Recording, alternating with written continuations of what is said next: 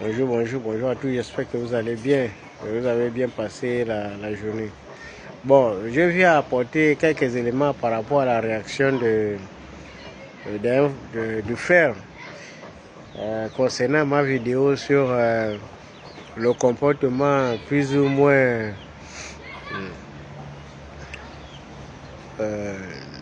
non équilibré entre les ressortissants de la province du Haut-Togo et du Logololo. Bon, enfin, les gens pensent que c'est une façon d'attiser la haine. Non, pas du tout, hein.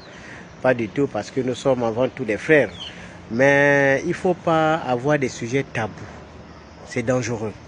Quand les sujets clochent, il faut évoquer des sujets pour que ce soit clair pour tous. Donc, moi, je ne parle pas de n'importe quoi. Je vais sur la base de ce qui est réel. D'accord? Et donc, moi, je pense qu'il ne peut pas avoir deux poids, deux mesures. Si on doit appliquer la loi, on applique la loi pour tout le monde. Je vais prendre des exemples simples. Si dans un pays, on fait la chasse à tous ceux qui ont volé, ça suppose qu'on doit éclairer l'opinion sur combien on a arrêté, qu'est-ce qu'on va faire de cet argent, etc., etc. Juste à présent, on attend toujours où est passé l'argent qu'on a récupéré chez les gens de l'AGF. On n'a pas encore cet argent. Le frère cite Justin Dundango et les autres parce que j'ai évoqué le cas de Jacques-Rémy Yama et de M. Nginzuba Dama et les autres. Mais enfin, vous ne pouvez pas comparer Justin Dundango et M. Nginzuba qui lui est en résidence. Ce n'est pas la même chose. Ce sont des gamins. Et donc, moi, je vais vous prendre un exemple. Monsieur Blaise Lembe, lui, il est pédégiste. Moi, je ne suis pas pédégiste. On ne se connaît même pas. Il avait, comment on appelle ça, Erescom International, disparu. Il a fait Paul Kouya, disparu. Juste à présent, on ne sait pas pourquoi. Si ces structures n'ont pas progressé, comme c'était le cas pour Canal 7, qui employait déjà les gens, s'ils n'ont pas progressé, s'il y avait un problème, il faut donc éclairer l'opinion. C'est quoi le problème qui cloche? C'était quoi l'origine du problème? S'il est accusé de détournement, ça suppose qu'on a des preuves, ça suppose qu'on va l'arrêter, ça suppose, fin des citations. Mais s'il n'a pas de preuves, pourquoi est-ce que cette structure reste comme ça? Parce qu'on arrache une entité, c'est pour soit améliorer, mettre à la disposition, parce que les gens travaillaient dans ces entités-là. Mais les supprimer, c'est mettre beaucoup de gens au chômage. Les gens qui se débrouillaient à risque comme international, comme ceux qui étaient à Canada, c'est aujourd'hui au chômage, ils ne savent pas quoi faire. L'État n'a pas tenu compte de tout ce monde-là. Et c'était le problème, c'était Blaise Lembe. Mais au-delà de Blaise Lembe, il y a fait des familles qui vivaient. Maintenant, vous avez fermé Paul Kouya. Vous avez envoyé tout le monde à la retraite. Même les ménagères qui travaillent tout le reste. Moi, je me demande comment Marie-Madeleine, elle fait pour maintenir des gens toujours en fonction.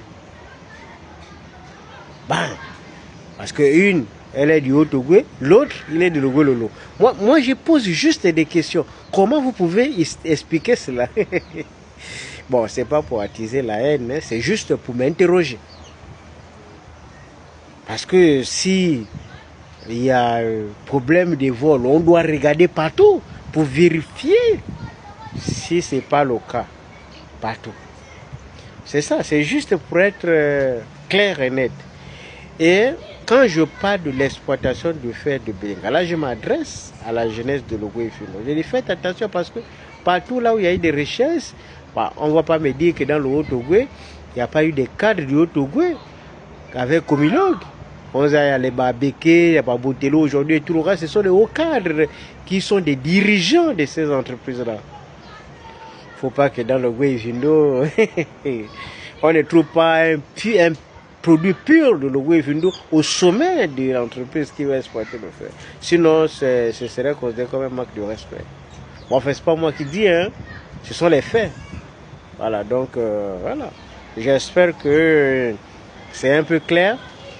Et donc, comme je disais, hein, il y a beaucoup de gens qui sont à cheval entre le Logololo et le Haut-Togo. Donc, c'est pas pour attiser la haine. Non, ça ne peut pas exister. Mais c'est vraiment quand quelque chose est tordu, il faut redresser. Il faut dire la vérité. Il faut éviter trop de sujets tabous. Voilà, il y a des choses qui ne marchent pas, il faut dire là, ça ne marche pas. Voilà.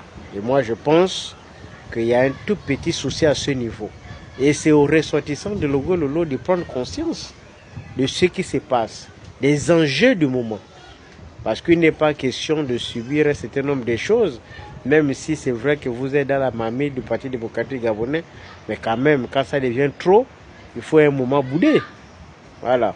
Donc, vous n'allez pas encaisser les gifles à chaque fois. Oh, yeah. Bon, bien, bref. Non, il n'y a pas de... Il n'y a pas de tentative d'attiser la haine ou quoi que ce soit. C'est pas encore le moment. Peut-être on ne sait jamais.